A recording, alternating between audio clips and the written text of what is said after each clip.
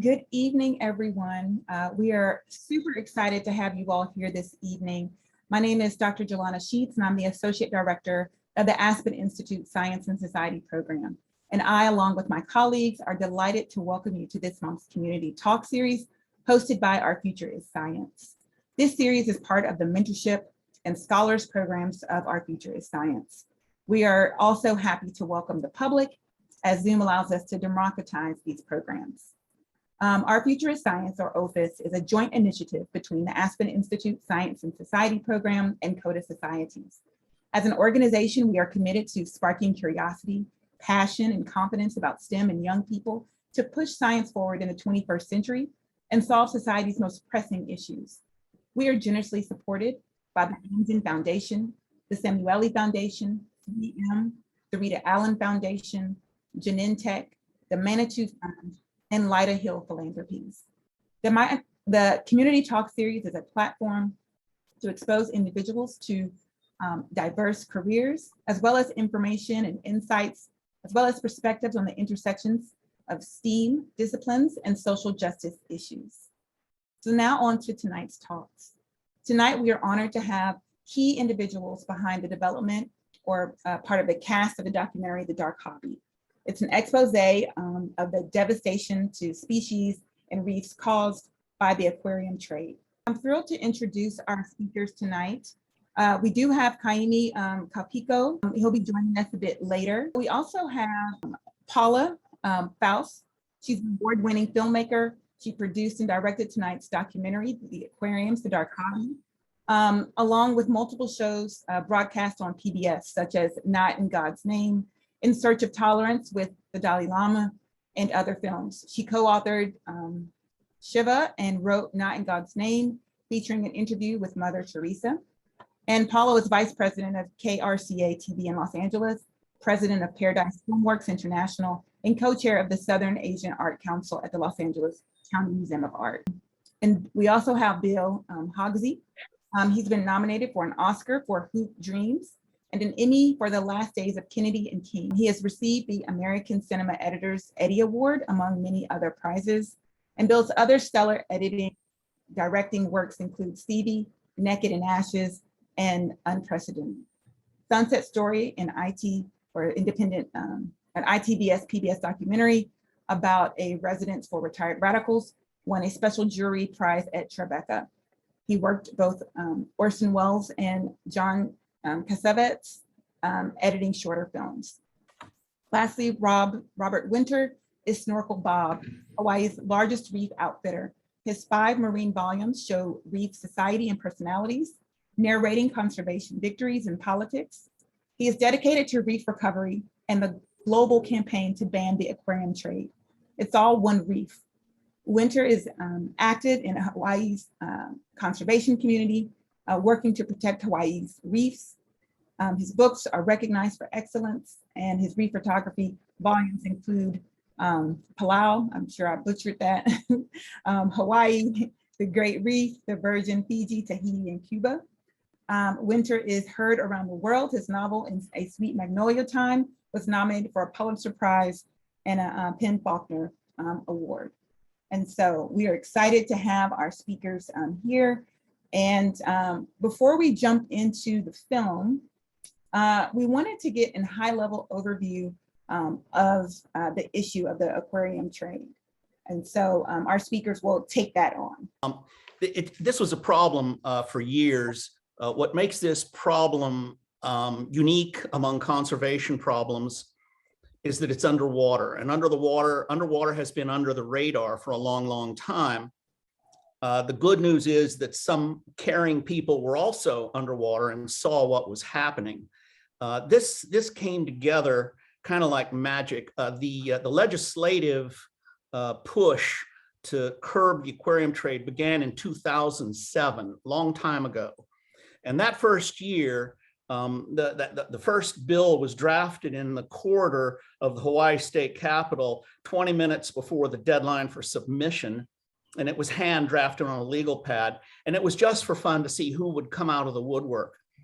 And we were shocked and amazed that they came out of the woodwork in full force. all the aquarium collectors representing an industry that claimed an annual revenue of about $1 million. And there were 40 of them. And no one's going to sneeze at 50 grand a year, but this was over the top. Or maybe it was, I forget the average, it was very low. And that told us what we were dealing with. The aquarium trade worldwide is about a $5 billion industry. Reef wildlife represents a very small part of that, but they use the wildlife to generate demand for the hardware, the tank stands, lights, gravel, filtration, all that. And the salient facts of the situation are 27 to, as the movie begins, 27 to 28 million individual reef wildlife critters are in the aquarium pipeline at all times. Average mortality is about 99% within a year of capture, and all those dead critters demand replacement. That's what the aquarium trade calls sustainable. The legislative effort went on and on and on. Then came the executive level of government in Hawaii. The last 3 administrations have been corrupt, beginning with the Linda Lingle campaign. Her chief of staff was an aquarium wholesaler, so we couldn't get anything going then. After that was Neil Abercrombie. His director of land and natural resources was a licensed aquarium collector. He fought tooth and nail to defend the trade in Hawaii. And this most recent administration, the EGA, was pitiful. The DLNR director was the ex-director of the Nature Conservancy. Please do not donate to the Nature Conservancy. They have fought tooth and nail to protect commercial ocean extraction around the world. We now have a new administration. How will it work out remains to be seen. In the meantime, a woman from California and Las Vegas came to Hawaii and visited Snorkel Bob's and went snorkeling and had the gumption, and I should call it, gumption is a good thing. She also had the care in her heart and in her brain to return her gear to Snorkel Bob's and say, I don't get it, where are the fish? And they said, you should call Robert. And she said, Robert, who? And so that's how it came to pass. In the meantime, Kaimi Kaupico, who I hope joins us in a few minutes, lives on the far southern end of the Kona Coast. The Kona Coast is 140 miles of uninterrupted coral cover. Kaimi knows, he knows the ocean. He's a waterman and he's Hawaiian, and he knows this problem. They have come into his village and they have done what they shouldn't do. It's off limits, it's illegal, but they do it anyway. Putting all these things together, Paula put together the film crew and brought it to Hawaii. And among the crew was Bill Hogsey, who worked his magic to edit all these seemingly disparate parts into a movie, The Dark Hobby, that has now been seen all over the world. It's gotten beautiful results. Who knew? And I have to say that, speaking of heartfelt motivation, the Snorkel Bob crew took these trips for years to all over the world, to the best reefs we could imagine, to capture what was there before it's gone. We did not have this movie in mind, but when this movie came to pass, all this footage, it came to the world to show what we're fighting for. And I have to give hats off again to Paula and Bill for the magic they made. Many conservation movies default to the gore and the ugliness and the misfortune and the sadness. This one defaults to beauty. This is the reason we campaign. This is what we have to campaign for. This struggle will not go away in our lifetimes. And I don't use that phrase loosely. I'm much older than most of the viewing audience and the panel, a couple of exceptions, but it's ongoing. You want to protect something in the world we live in, you better make it a fun outing, because fatigue is the biggest challenge to any conservation work. And I'm just grateful for what came together here. It's been a lot of fun, and we're meeting the challenge. Thank you so much for that. Paula or Bill, do you have any additional comments? Not at this point for me, I don't know. Okay. Yeah, I thought that was an excellent overview. It was a great project to be involved in. For us, I can speak for Bill too, I think about this, that we didn't know a lot about the ocean or about reef wildlife. And I feel that we were really impressed by the dedication of the unbelievable people we met, whom I call eco-heroes, eco-conservationists who just are heroic in how hard they've worked to try to protect these beautiful reef creatures. Thank you. So what we'll do before we go into, oh, go ahead. I guess I did want to say one little thing, which is, this was my first, doing this trip was my first time in Hawaii, and I came away absolutely, so affected by what we saw. Well, I just want to say that I am a total fan of Robert Wintner for what he's done for these animals and the passion of his caring for these animals and sharing about these animals to all the rest of us. And of course, grateful to Paula for producing the film and for all us being together. But Robert, I just want you to know how much I appreciate you. Thanks, Bill. I do too. I think we fixed our tech difficulties. And so Hassan is going to share the trailer. All right, everybody keep their fingers crossed with me. Let's double check and make sure this will work.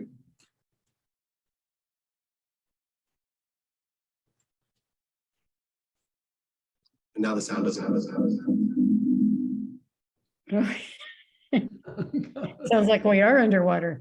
I'm sorry. It's never perfect. This is such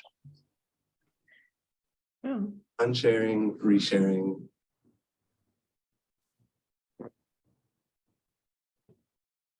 All right, third time's a charm, right? Something like that. Let's share.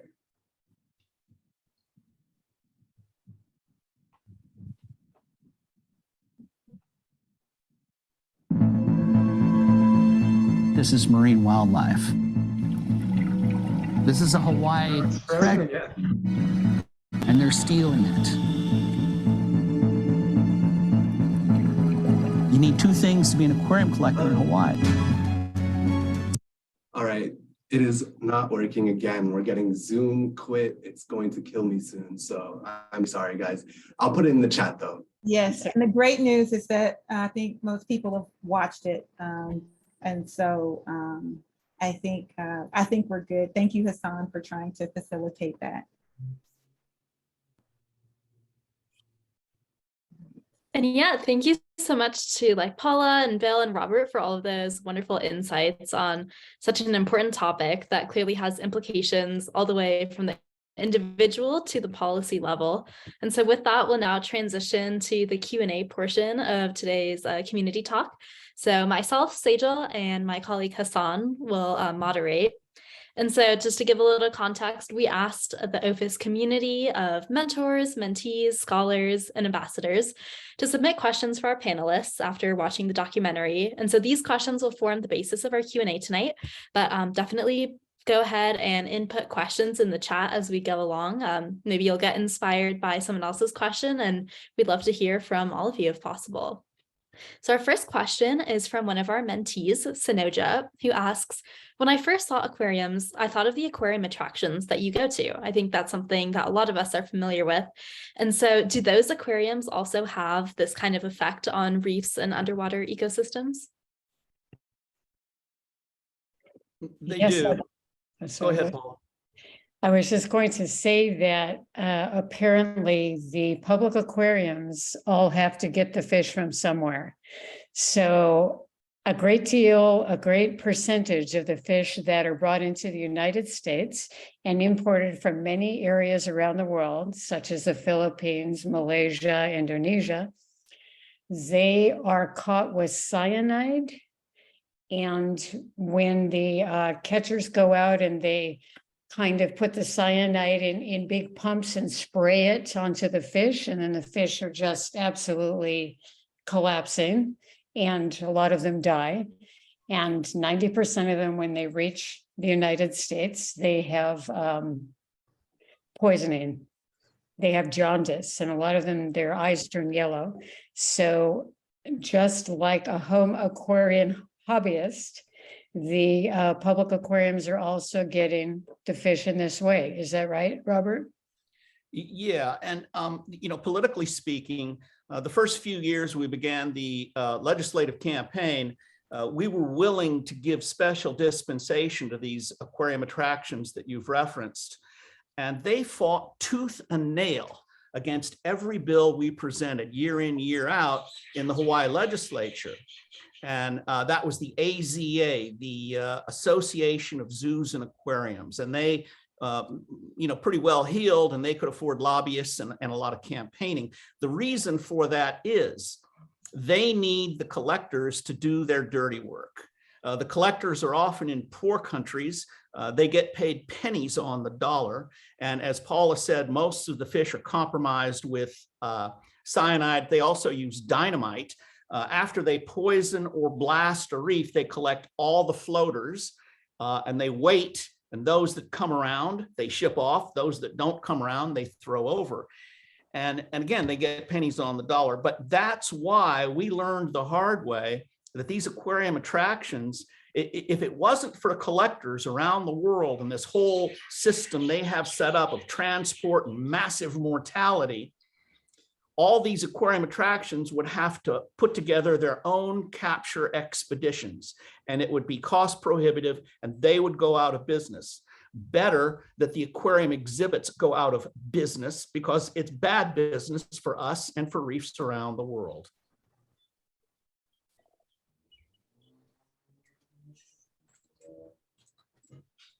Thank you for that. Very insightful. And I'll pass it over to Hassan to ask the next question.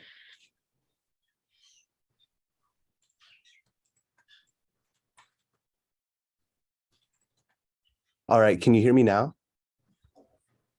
Yep, we're good. Okay, cool. Sorry. So the second question is from another mentee named Trinity. So in the documentary, we see many laws and regulations go through different areas of Hawaii's state government when it comes to commercial collecting of aquarium fish. Outside of Hawaii, are there any national laws or regulations against collecting aquarium fish?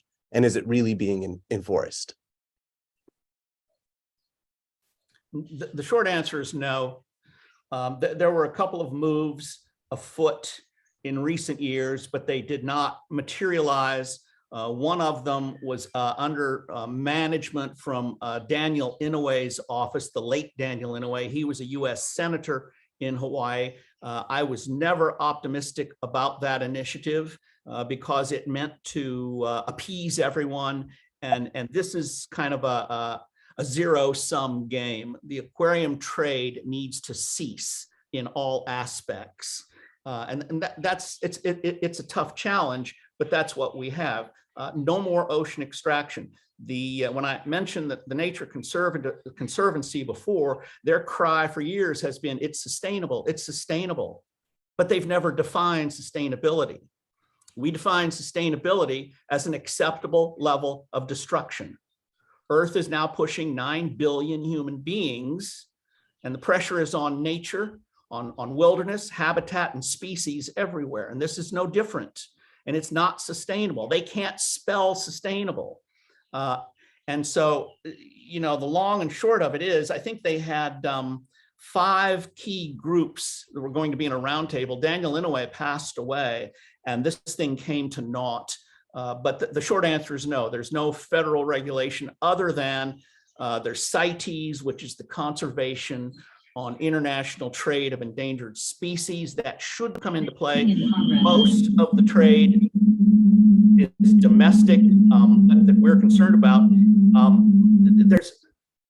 There's another slice that's pretty recent and pretty relevant that the biggest trans shipper in Hawaii is in Oahu, and he applied to get his lease renewed on warehouse space very near the airport last week.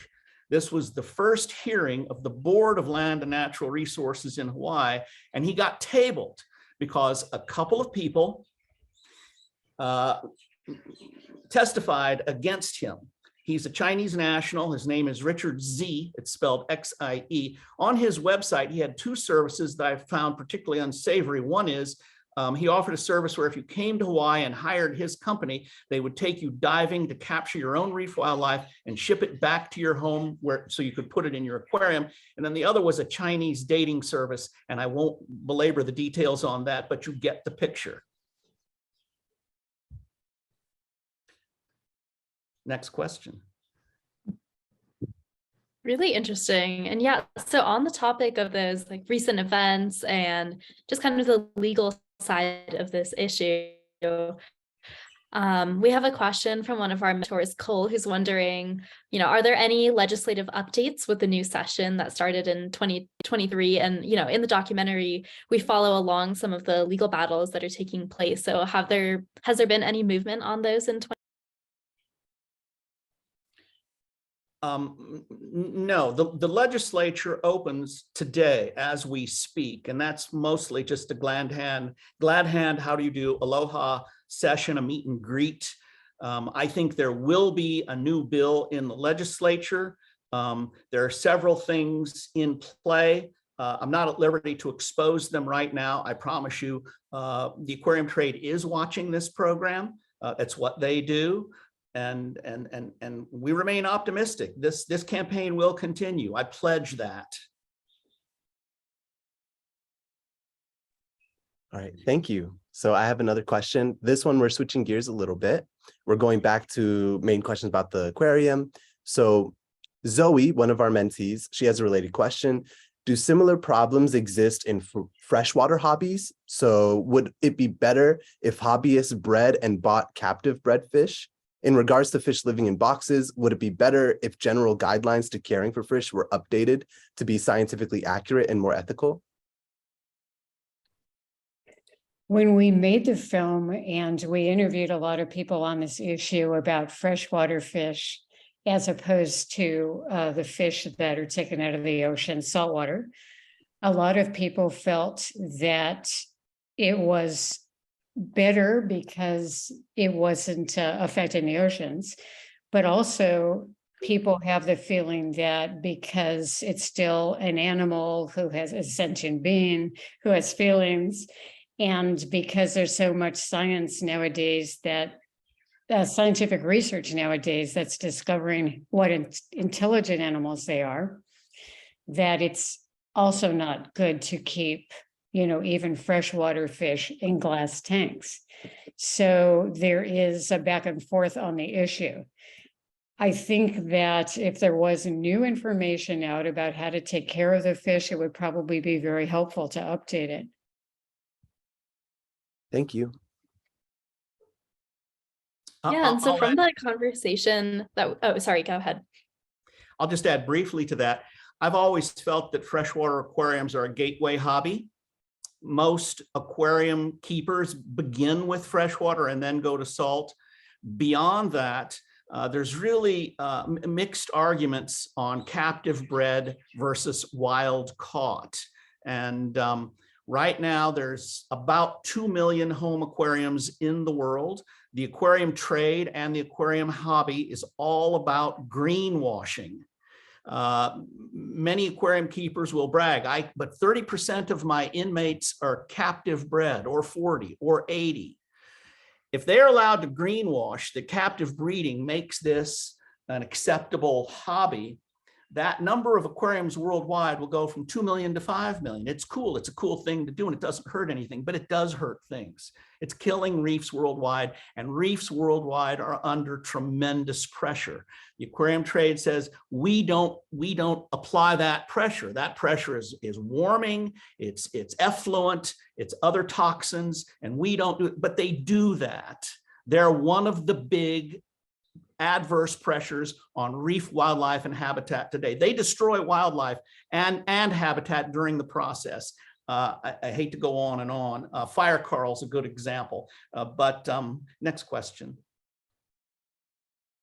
Yeah, so from both the documentary itself and the conversation that we've been having thus far, I think it's a pretty clear like call to action for the aquarium trade and the hobby to come to an end. And so one of our mentors, Audra, is wondering, if aquarium collection does end, what does the path to recovery look like for the ecosystem? Is that even something that's possible at this point? And we also have a question in the chat wondering, like, what are your thoughts on aquariums or institutions that like hold fish captive for like reproductive and repopulation reasons?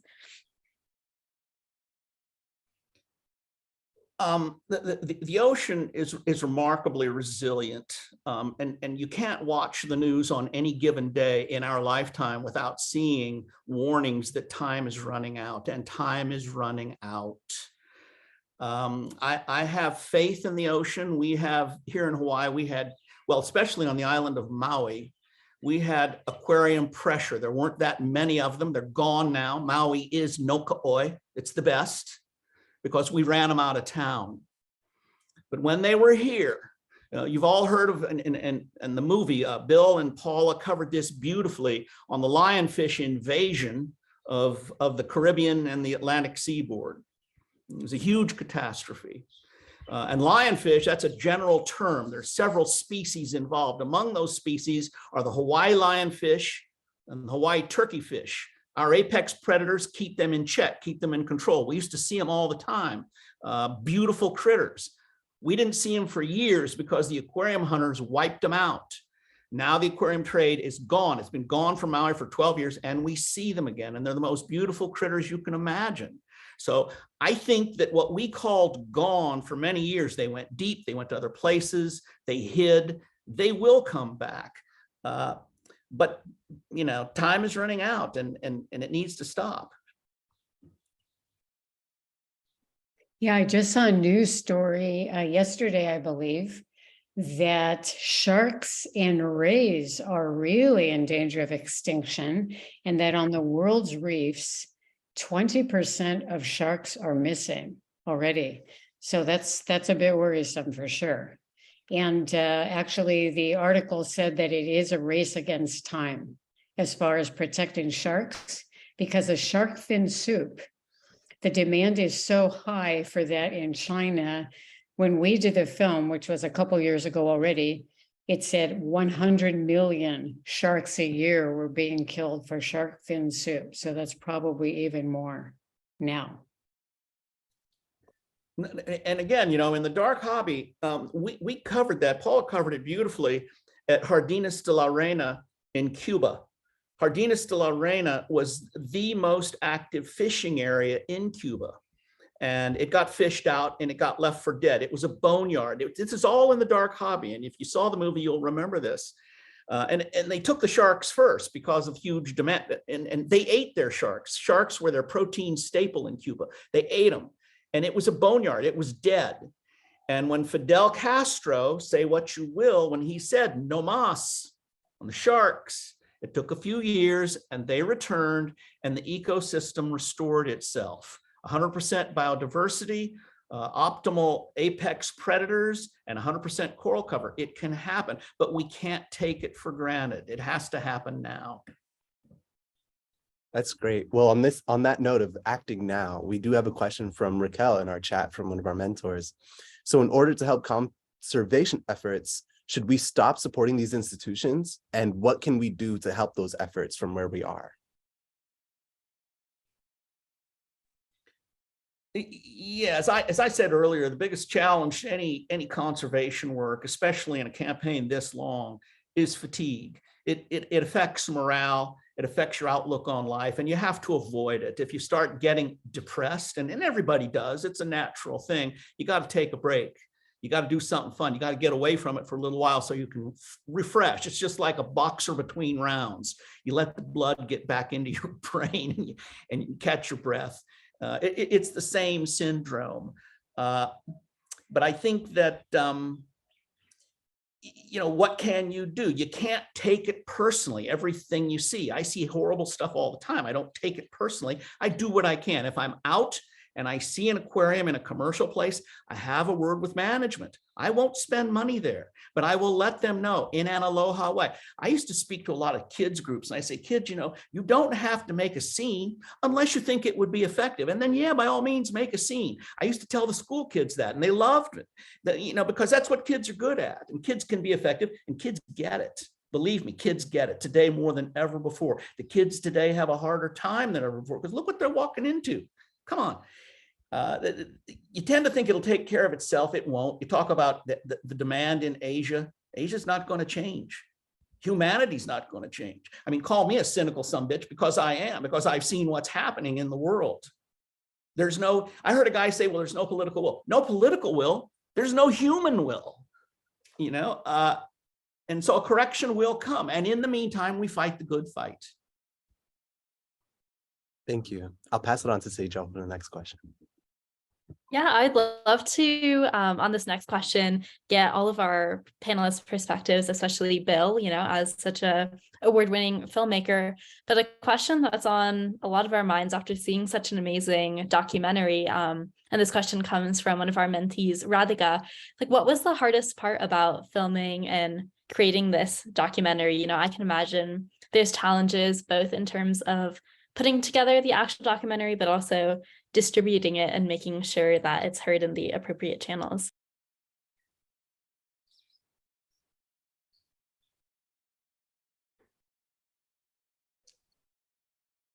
Bill, do you want to answer that question? I'll take a little hack at that.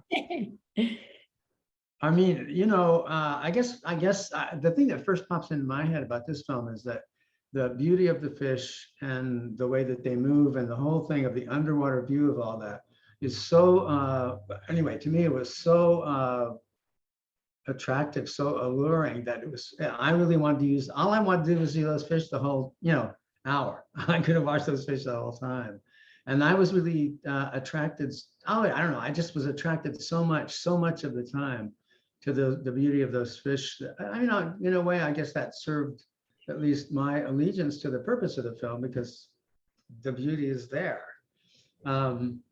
But I found out that when we found out more and more about what was going on and the causes of the savagery which is going on against those animals, then I became much more interested in that.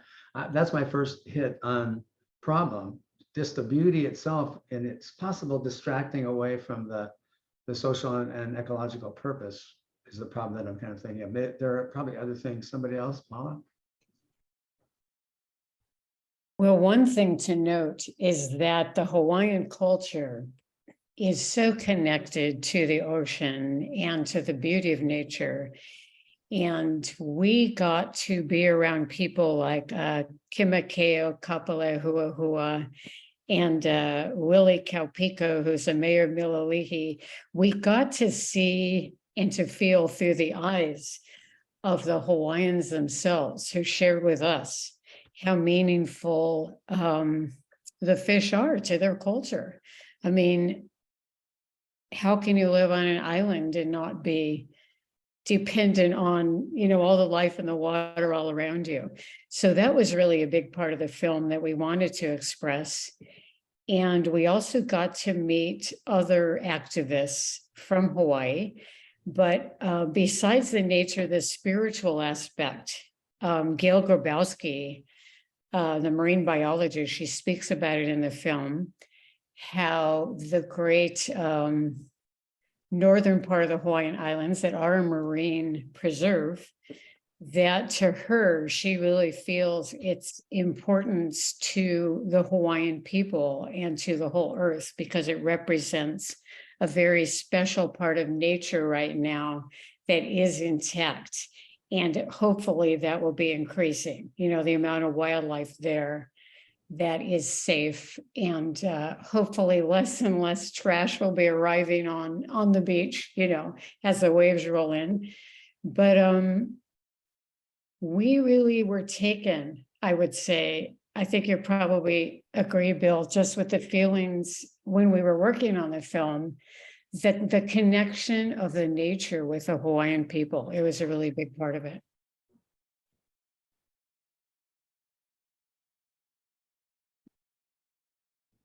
Okay, great. So I have a follow-up question.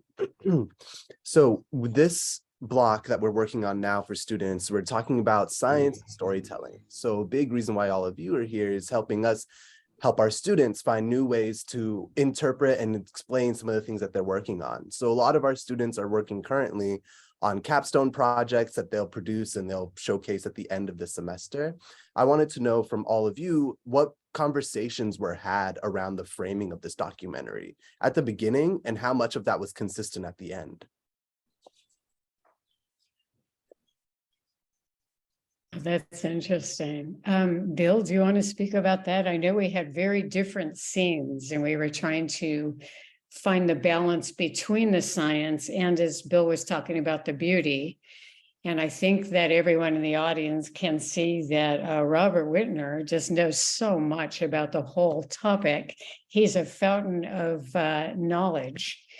And to get all of the scientific facts in there without boring the audience, right? Like when you go to see a movie, you want to be entertained, you want to experience the beauty. And yet at the same time, we had to relay a lot of information to make the film work. So I think that was a balance that was tricky.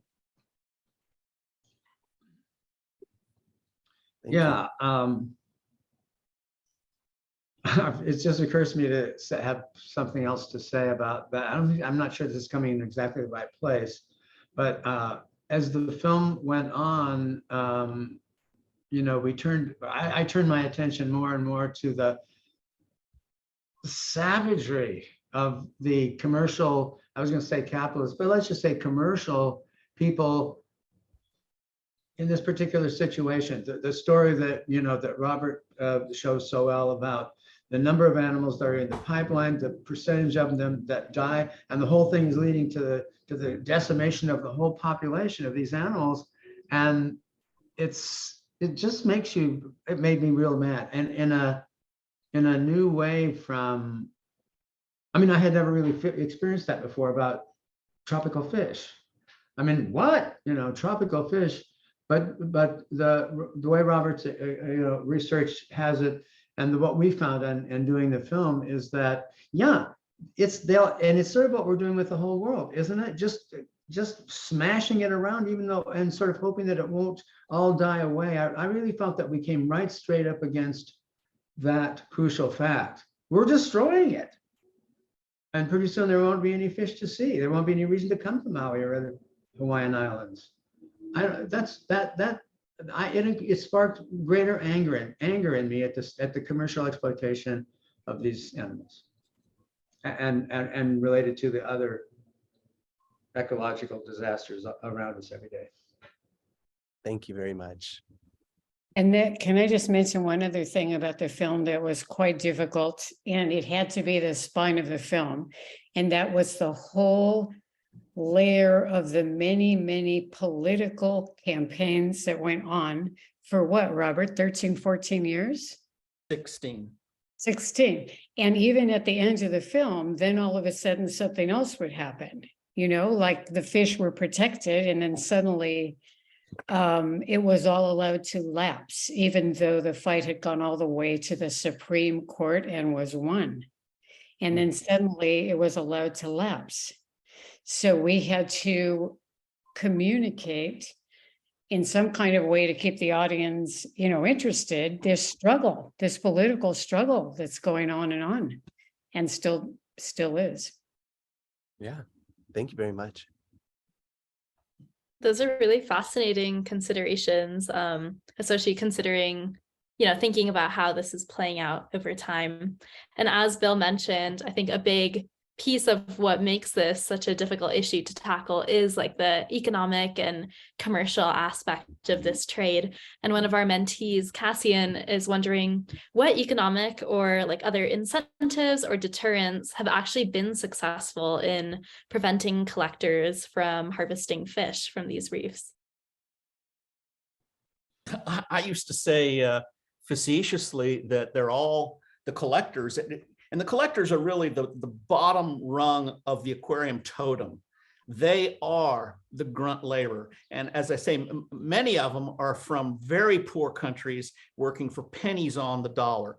In Hawaii, they're making big dough because, well, many of them dive 3 times a day. It's not easy, it's hard.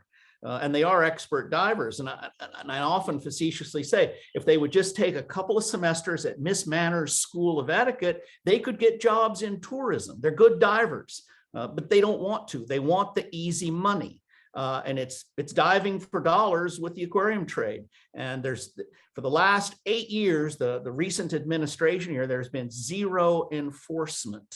The Department of Land and Natural Resources, with the approval of the Nature Conservancy and the guidance of the Nature Conservancy, condones, protects, defends, and promotes the aquarium trade in Hawaii. As far as transshipping from Indonesia, the Philippines, it's open trade, and we hope that's going to change here in the near future. Thanks especially to Bill Haugsy for getting pissed off. You know, that's a stage of grief, and we're all in grief seeing what's happening to nature. And then comes, I'm not going to say acceptance of the situation, but acceptance of the struggle before us. And that's the point. You know, what's the point of anything? The point of this program, of sharing these thoughts, is to put this in your mind, to plant some little seeds and stay pissed off and do something. You don't have to make a scene unless you think it's going to be effective. I've done it plenty. And here we are. And the public, you know, the general public needs to know what's happening to reef wildlife. So the whole purpose of us making the dark hobby, in the vein of films like Blackfish and The Cove, those films really effected change. And we would like to see more people knowing about what's happening to reef wildlife and realizing how reef wildlife participates in creating 50% of the oxygen for our planet, and how important caring for the reefs and the reef wildlife is. So that is really the reason why we've gone to this trouble of making a film, and we're doing our best to distribute it as much as we can. Thank you. So I wanted to touch a little bit on the aspects of, you know, that you brought up grief and anger and anxiety about. We all know what's happening. We're aware of what's happening, but the ability for us to change that or make a change, that's where a lot of people falter or like fall or see the massive wave and, you know, succumb to it, right? So my question for any one of you who would want to chime in on it is, how do you channel that energy, not just in the creation of something like this, but now that it's created, how do you amplify that? You're looking for an audience. A lot of our mentees and mentors will be looking for audiences around their ideas and their topics. So how do you channel that in a way that is productive for you, but you also are making things productive for those involved?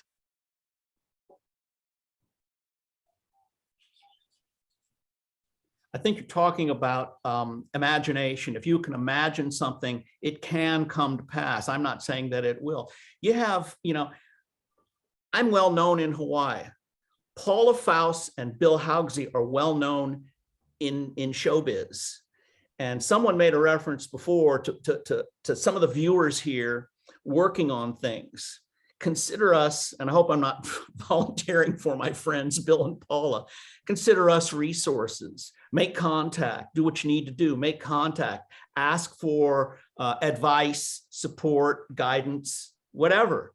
And then the simple things, when you walk into a bistro or an office or anywhere, or a friend's home and you see an aquarium, say something.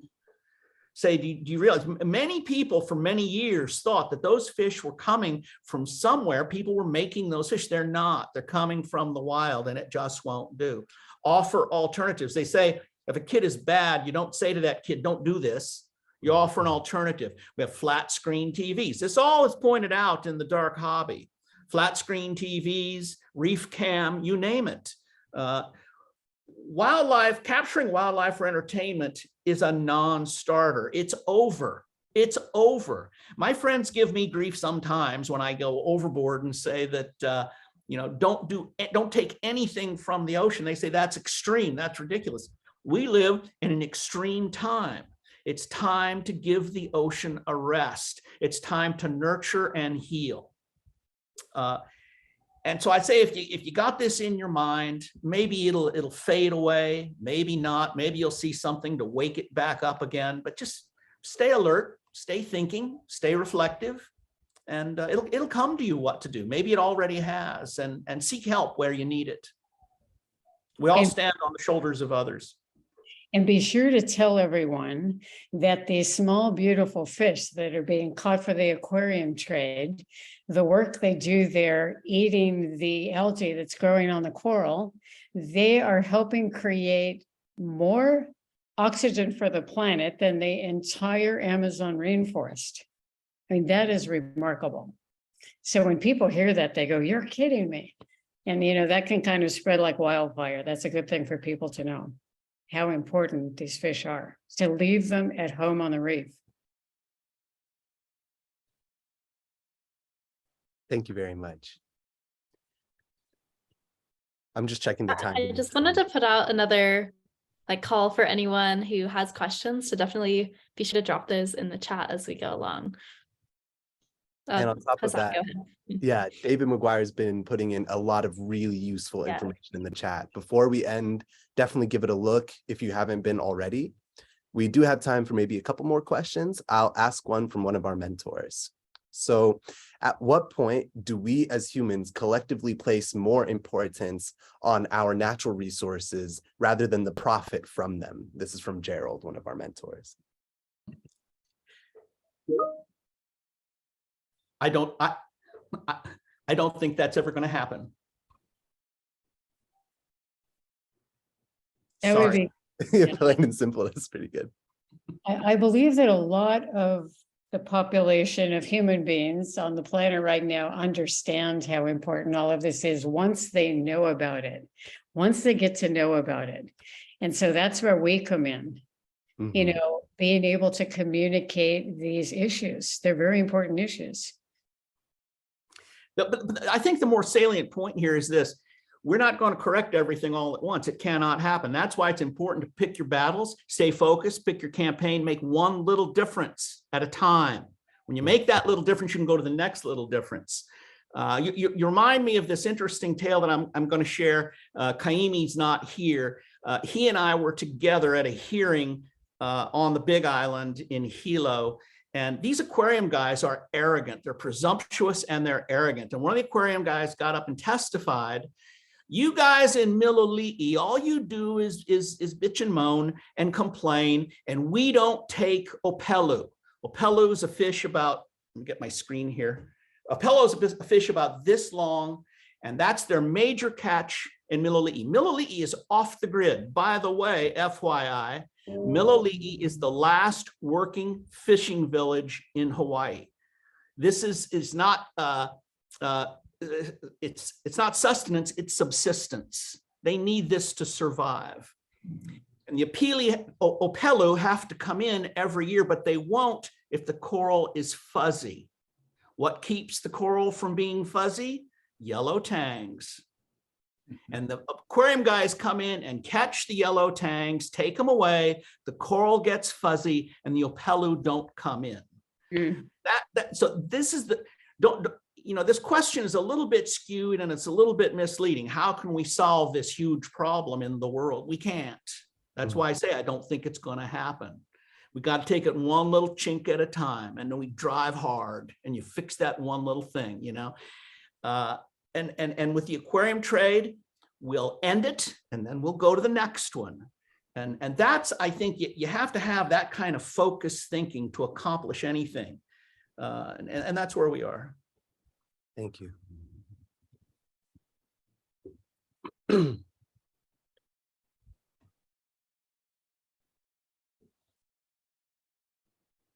I think one more question kind of in this vein, but let's try to narrow it down a little bit more. Rather than focusing on when we can change and move things forward, if we're looking at right now today, there's a few ambassadors in the chat and in the room who ambassadors are folks who were mentors or mentees previously.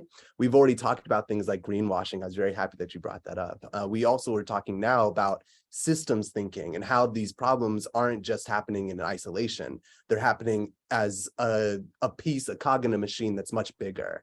So if you wanted to expand from not just aquariums, but also thinking maybe like SeaWorld and things like this in the country that are massive in terms of the money that they bring in and the tourist attractions that come in. How do you approach those two different worlds? Is it the same, saying, you know, what's wrong in the aquariums is wrong on a large scale too, or is it something that you tailor your approach differently depending on who you're battling or what? Yeah, kind of a similar question, but once you like produce an output, how do you go about sort of identifying what the next avenues are? You know, if you're taking it one step at a time, where do those related pieces start to fit in?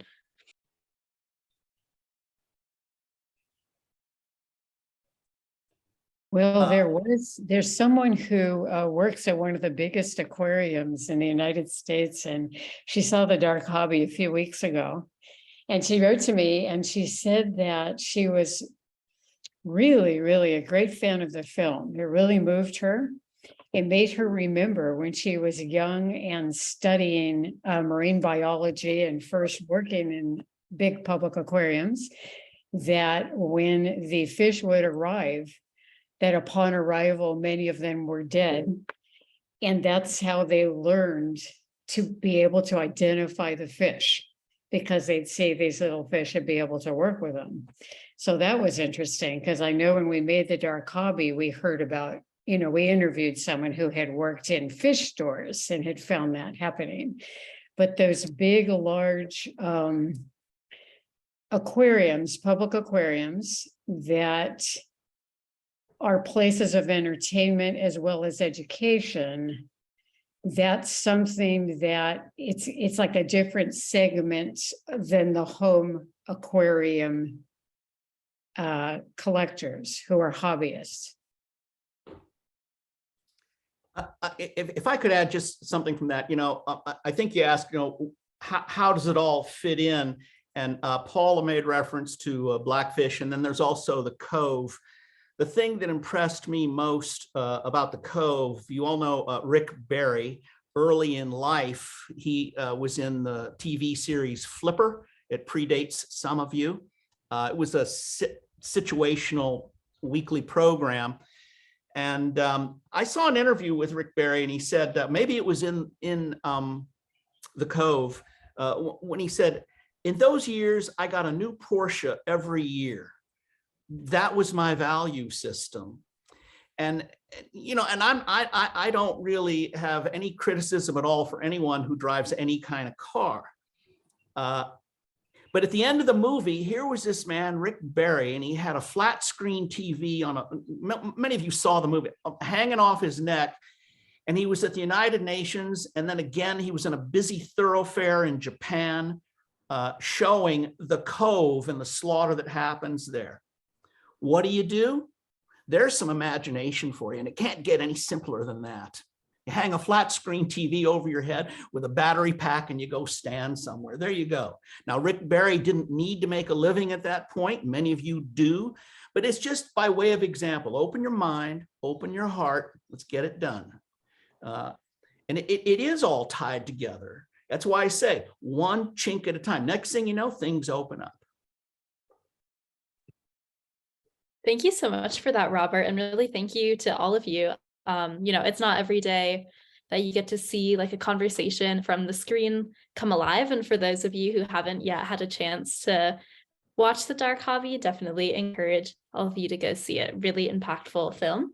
And with that, I will go ahead and pass it over to Ebony to close us out. So thank you. This has been an incredible and important talk. We are grateful to Paula, William, and Robert for spending this evening with us. And to our audience, we want to extend your appreciation to our speakers in the chat. So please do that. And thank you all for attending this community talk. Please visit our website, ourfutureisscience.org, and follow us on social media to learn about our initiative, future events, and our educational campaign. So we have dropped our attendance form for our mentors and mentees and ambassadors, and our social media handles in the chat. Thank you very much. And with that, I'll say good night. Good night. Aloha. Thank Aloha, you. everybody. Good night, Hello. everyone. Thank Thank you. you.